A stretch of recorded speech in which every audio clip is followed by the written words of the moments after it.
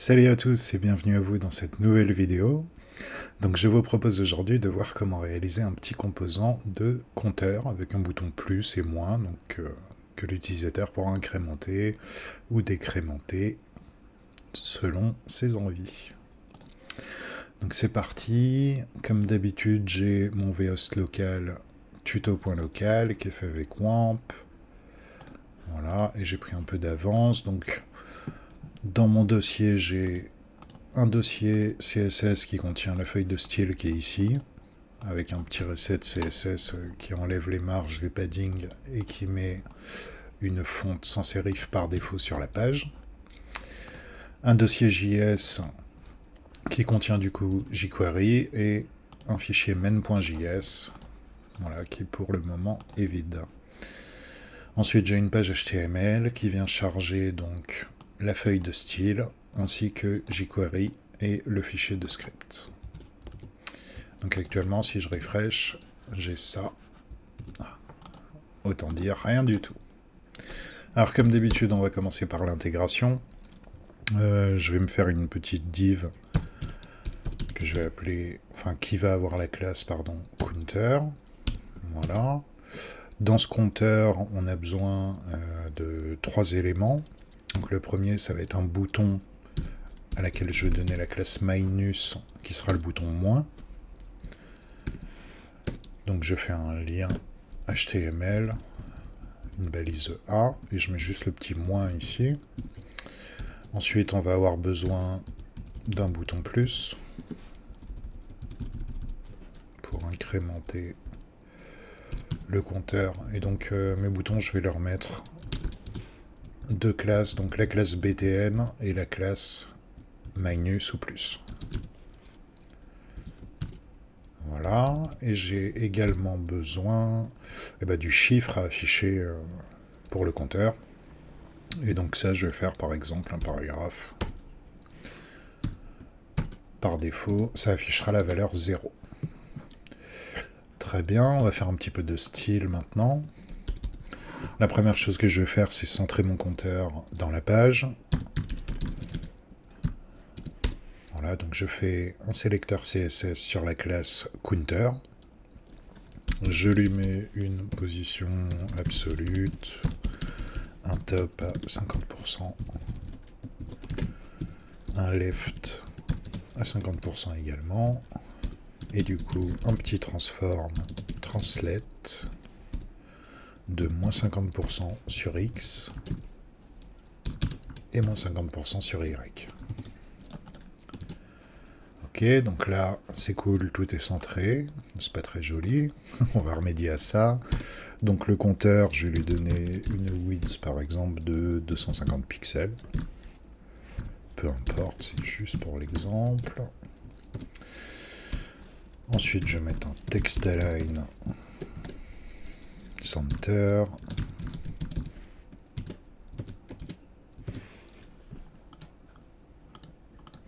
Ok.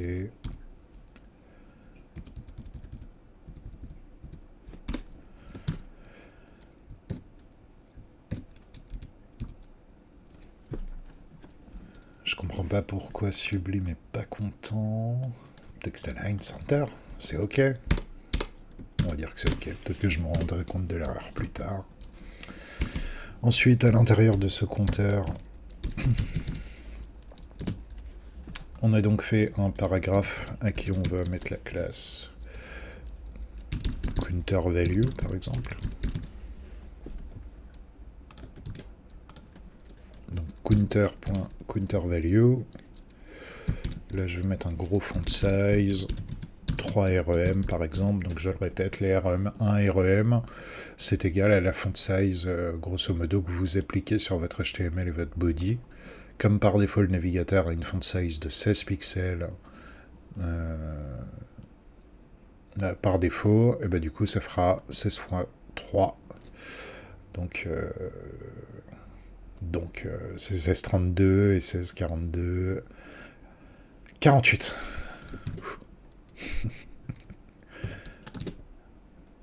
Ok, et donc ça s'applique pas. Ça s'applique pas. Pourquoi? Classe counter value. font size. J'ai enlevé ça. Je vois pas où il est. Non, c'est bon. A priori, il n'y a plus de faute de frappe, sublimé, ok. Donc la div... Ah, mais j'ai pas sauvegardé.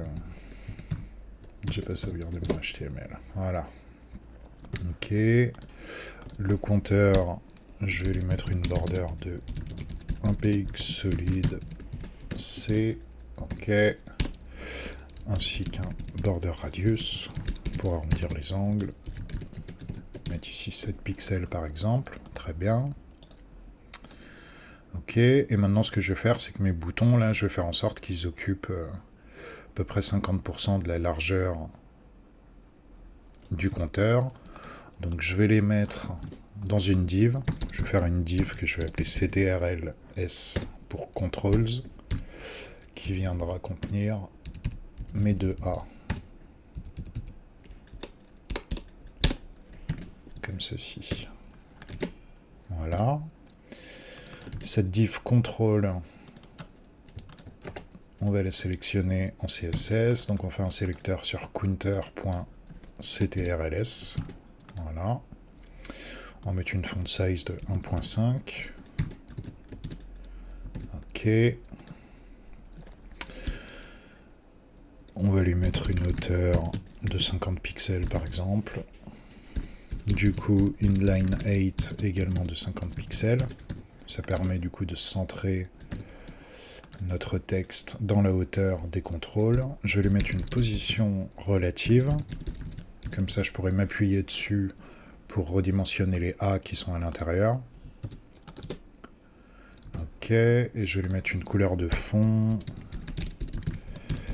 Background color. Je sais pas, par exemple, gris anthracite. Ok, ça me donne ça. Vous voyez que mes borders radius là ne sont plus visibles puisque j'ai de l'overflow.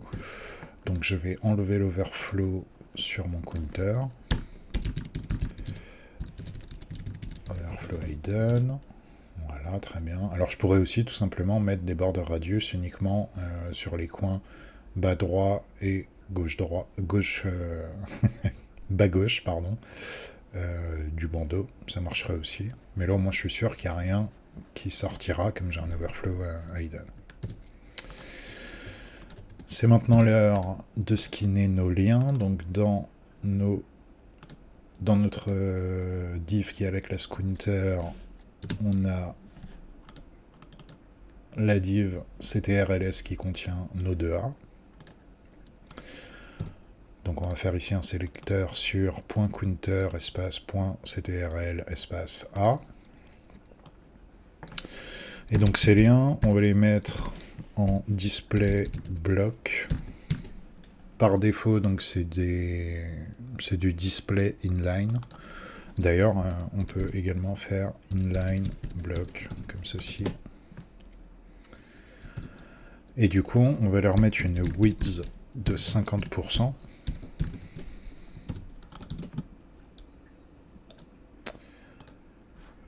Ok. Voilà, et donc là, les boutons se mettent les uns en dessous des autres. Bon, ce que je peux faire, hein, c'est leur mettre en fait un display block.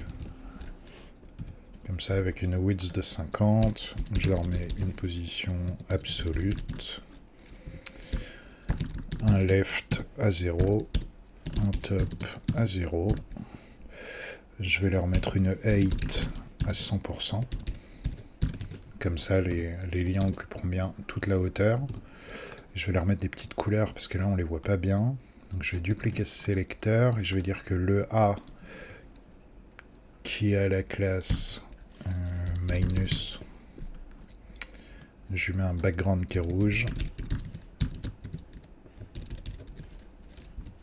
Voilà, très bien.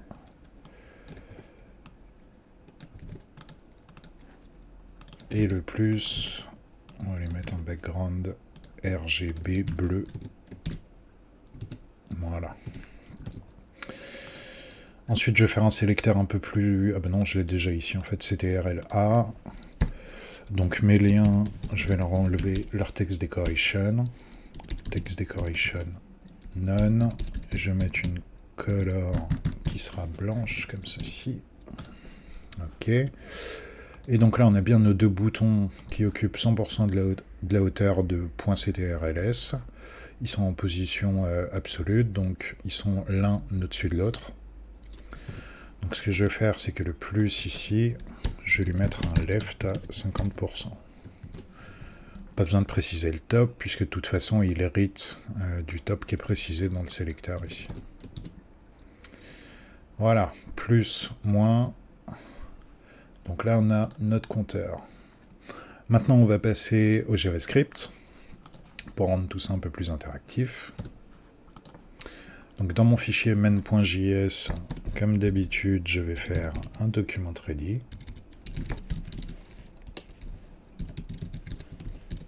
Voilà, on crée la callback. Alors, je vais avoir besoin de stocker quelque part dans mon programme en JS la valeur du compteur. Comme ça, à chaque fois que je clique ou sur plus ou sur moins, je peux incrémenter ou décrémenter cette valeur et rafraîchir la valeur qui est affichée dans la page web. Donc je vais faire une var counter qui par défaut va être égale à 0. Ok, et au document ready, je vais venir déjà changer la valeur, comme ça m'évite de devoir la changer dans le HTML, et je peux même l'enlever dans le HTML. Voilà, donc je fais un petit sélecteur sur .counterValue, et je lui dis que son texte, donc c'est la méthode jQuery, est égal à counter. Autrement dit, la valeur de ma variable counter. Donc là, si je rafraîchis, j'ai bien 0, mais si finalement mon compteur doit commencer à moins 100, j'ai bien moins 100 également. Il faut qu'on ajoute du coup des écouteurs sur le plus et le moins pour incrémenter ou décrémenter la valeur. Donc je vais faire une fonction bind events comme d'habitude. Voilà.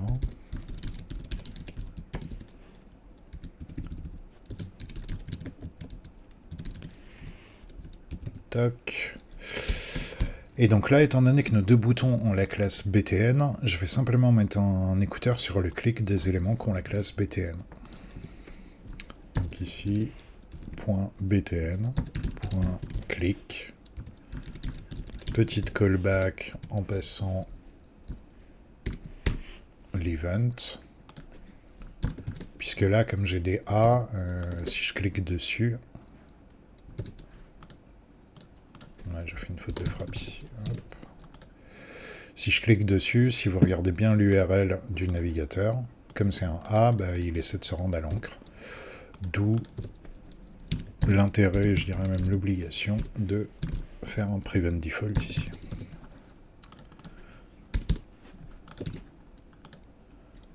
Ok, et ensuite, j'écris clic n'importe comment. Voilà. Voilà, et donc là, si on clique, le navigateur ne redirige pas sur l'encre. Donc c'est parfait.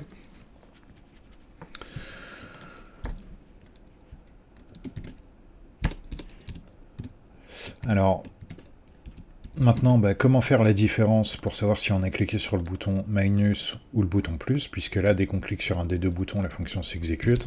Si je fais un console.log, clique comme ça, je clique sur le plus, je clique sur le moins, mais c'est la même fonction qui s'exécute. Du coup, la petite astuce, ça va être de mettre ici une condition qui va dire si this, donc le jQuery this, comme ça, renvoie à l'objet sur lequel on a accroché notre écouteur de clic, donc le BTN. Donc si ce BTN-là a la classe, donc on a une méthode, c'est asClass de minus, écrit exactement comme la classe dans le HTML ici. Je vais faire un console.log de clic moins. Et je vais mettre un sinon si, donc else if this.asClass de plus, eh bien, console.log de click plus. Et là, j'ai bien click plus et click moins. Super. Je vais remettre une valeur par défaut au compteur de 0. Donc quand je clique sur moins, il me suffit de réduire la valeur de ma variable counter. Et quand je clique sur plus, je fais un counter plus plus. Comme ça.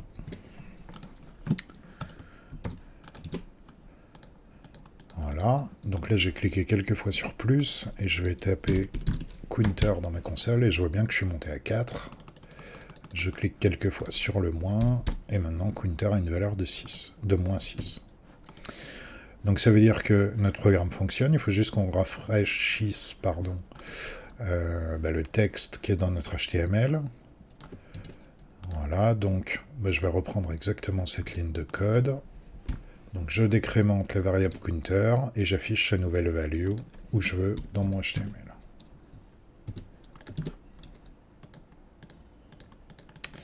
Et voilà, on a un petit compteur qui est fonctionnel.